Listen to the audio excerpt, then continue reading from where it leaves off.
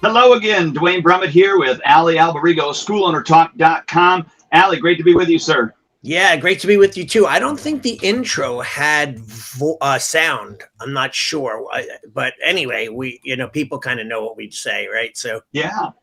yeah. So anyway, it's great to be with you. It feels like we haven't done a show in a while. You've been traveling the world and doing things, and we're away at a huge convention with your health coaching groups. And so, how's that go? Everything was good. You were away in that beautiful Arizona. Beautiful Arizona, got a little bit of a sunburn, got some vitamin D. I fell asleep out in our Airbnb. I fell asleep for about 45 minutes outside by the pool. But in the sun. Yes. But the nice thing is usually when I burn, it's not very bad and it didn't hurt. So I did get a sunburn, but it wasn't like burnt, if that makes sense. That happened to me, dude. I was in Costa Rica. First day we pull up, we have like 2 hours before we're going to go teach. So we go out, it's in the middle of winter though. So it's like not even that warm. And I go out by the pool. I don't put any sunscreen on. I just, I figured 20 minutes, lay in the sun, get a little sun. I am fried in 20 minutes, like literally like a lobster, like where my skin was like what? And you could see all the pictures from the seminar. It's like people who are tan and then me like burnt red, and I was in pain the entire seminar, my heavy key on my shoulders. It was brutal. That's funny. Yeah. Different area, different weather, and right. Different temperatures and humidity and so on. Yeah, there was 4 of us that got an Airbnb together. So that 3. Well, let me say 4 martial artists, but only 3 of us have actually owned schools. The other one is a former NFL football player who actually got into martial arts as well, with one of the other gentlemen that we had at the Airbnb with us. But you saw the pictures of some of it, and it was beautiful. Oh yeah, it's just gorgeous. I mean, like I know you love it. This is not your first time there. You're in Arizona. You're like, I'm at my office. You're laying by the pool. You got your laptop by the fire pit and all of that stuff. So that's very awesome. And thankful also because I had my iPad with me, right? So that was like my mobile office. Yeah. The thing was, my son on that Saturday, on that Wednesday night, when I got there, or Wednesday afternoon when I got there, Wednesday night, he had a game. So he plays men's college volleyball, and he had a game. So I was able to watch the game right out at the fire pit and the pool. And, the school broadcast it in the school doing it, or is it? Yeah. Hey, by the way, I'm looking at Facebook and it's saying going live soon. It still has not gone live. Is there anything we got to connect or click or? No, it all worked on this end, but we'll just keep recording, and then if I need to upload it, I'll upload it. Yeah, it's weird. Very, very weird. But anyway, so today I thought, I've been working with my coaching clients a lot on, it's interesting, right? And you know this, you've been doing it yourself for so long, and then you've coached people and helped them where, we tend to do what is easiest to do, the things that we're most comfortable doing, that we could jump right on, that we maybe prefer because it's easy. And then we tend to push off some of the tasks that are more uncomfortable, more difficult, more brain intensive, or whatever it may be, to last. And then we tend to not really focus on those things like the key result areas, right? Like again, like going in and saying, okay, what are the most important things that I should be doing? And that becomes a major problem, for schools, because then they say to themselves, I haven't moved forward. I haven't, gained any new students. I haven't brought more income in, and so on. So that's, I guess, what we wanted to talk about today, key result areas. Yeah, our key result areas, and, focusing in on those. So, And just before we get into those key result areas, I will say that I think you're right. Sometimes we confuse activity with accomplishment. And so, I got 10 things done today, but was any of those the top 3 things that you should be doing in order to move your business forward to where you want it to go? I mean, that's really the question you need to ask, right? And I know, look, I'm a goal guy. I'm a goal setter. I'm a product orientated guy where I'll set my lists and I'll prioritize by category of importance and so on.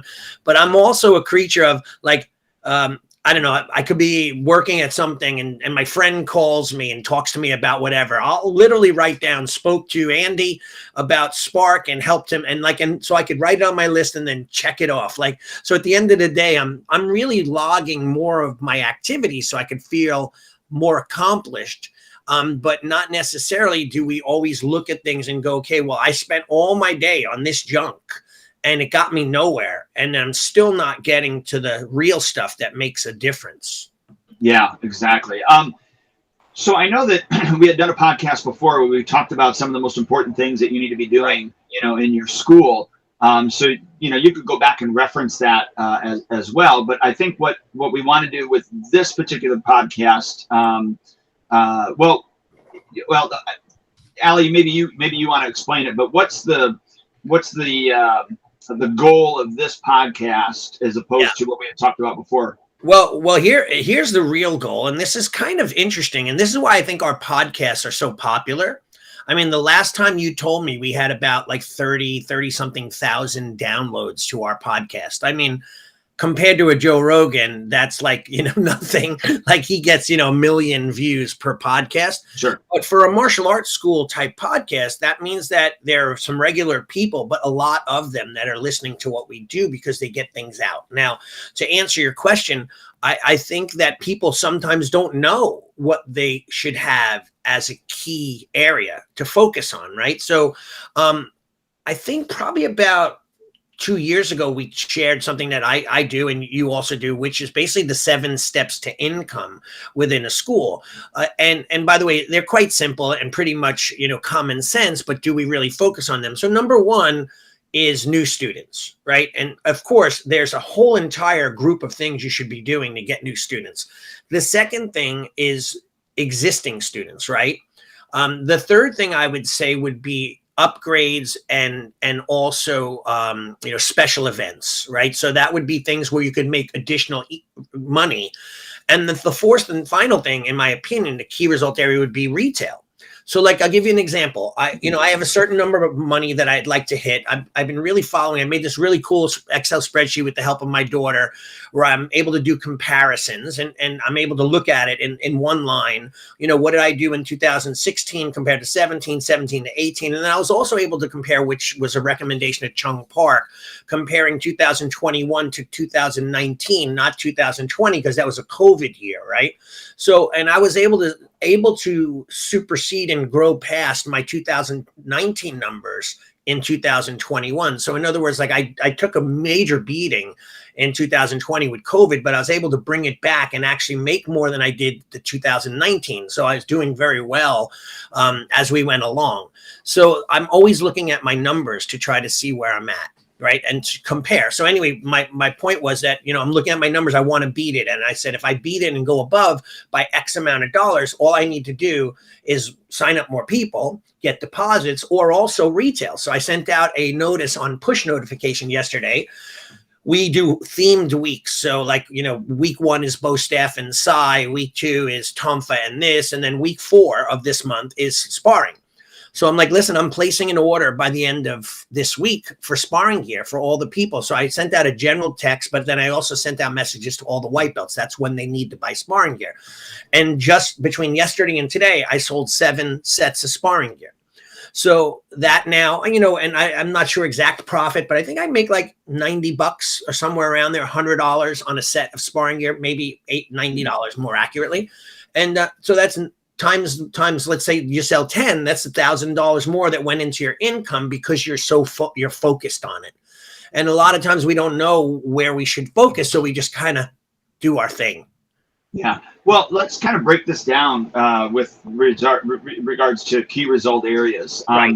You had brought this up, new students. That's a key result area. Right. If we're not bringing in new students, then, we're not filling the funnel. We're not growing as a school. But I will say, overall, as a business, there's only a few ways. Let me back up. Let me reverse. Yeah. I think here's maybe the question everybody needs to ask themselves is, why are they in business in the first place? Yeah, the why, the major why. And I know, for me, I've gone through cycles with that. So what I mean by that is when I started, I was like, yeah, I'm going to change these kids' lives. I'm going to, help them get more self-esteem and self-worth and discipline and all those focus and all those great things, become really, really productive members of society. And on the way, if I, make a little money, then, so be it. Mm-hmm.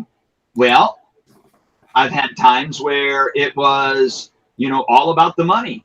Not that I still didn't give the service, but I focused so much heavily on, the money aspect. It's so much so that it was good that I actually had, different or a head instructor out on the floor running the floor, because all I saw was $100 bills on that floor. Yeah. Not that I treated people unfairly or wrong or anything like that. Right.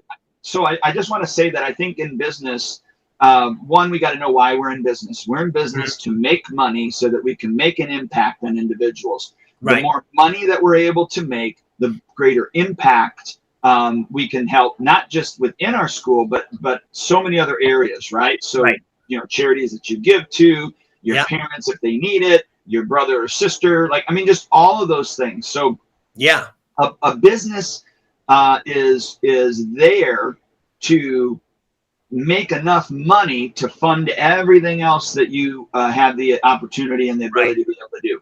Yeah. So, and look, that's as a Christian saying that, right? Yeah.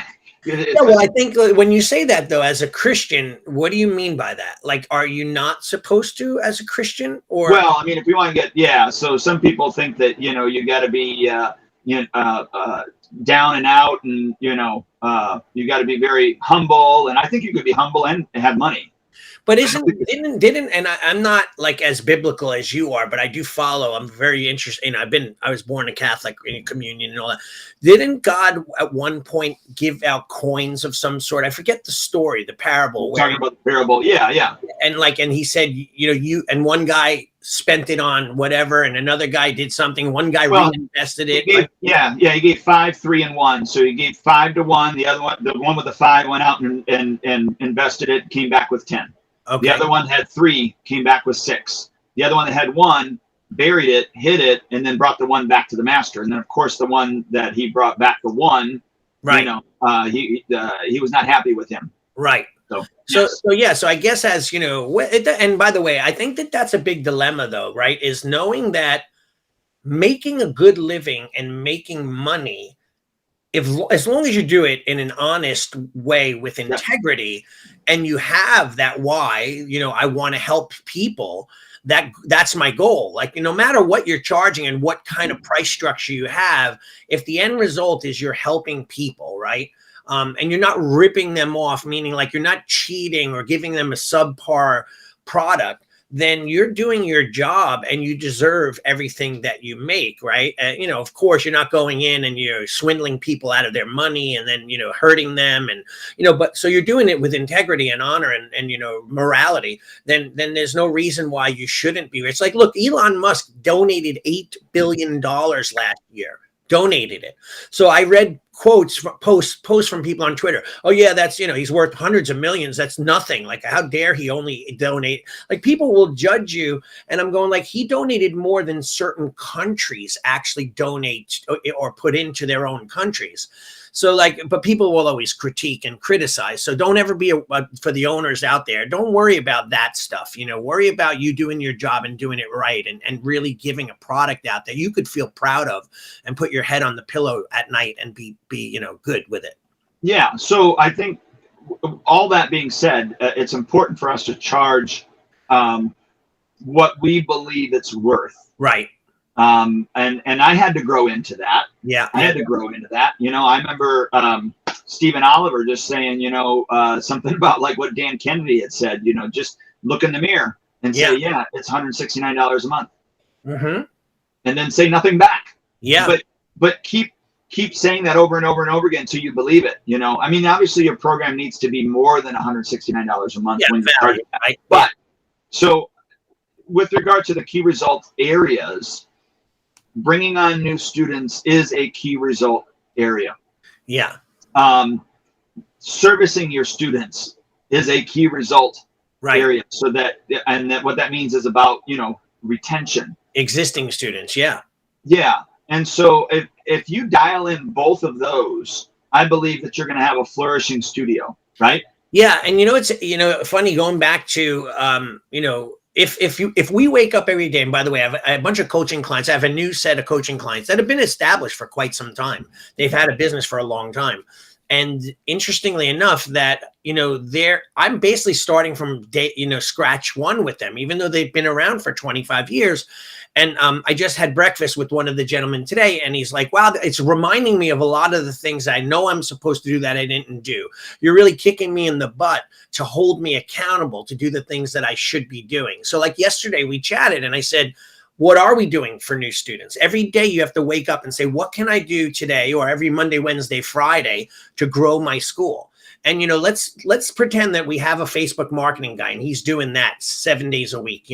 Go Gus. Yeah, exactly. Yeah. What else could we do? Like, there's so many other areas, and I like kind of rattled it off with them yesterday. You should be on every social media group in your town, Facebook moms, Facebook this, dads, whatever, and you should be regularly posting on there. And just the other day, I put in, there's a really cool picture of a girl that she's like a young girl with war paint. Very famous. It's been used, this photo, over and over again. I wrote a quote that said, don't just teach her to be a lady, teach her to be a warrior. And then I have 1 month free of classes, and I put it up like on all the mom and pop groups. And I got probably 12 people sign up for my free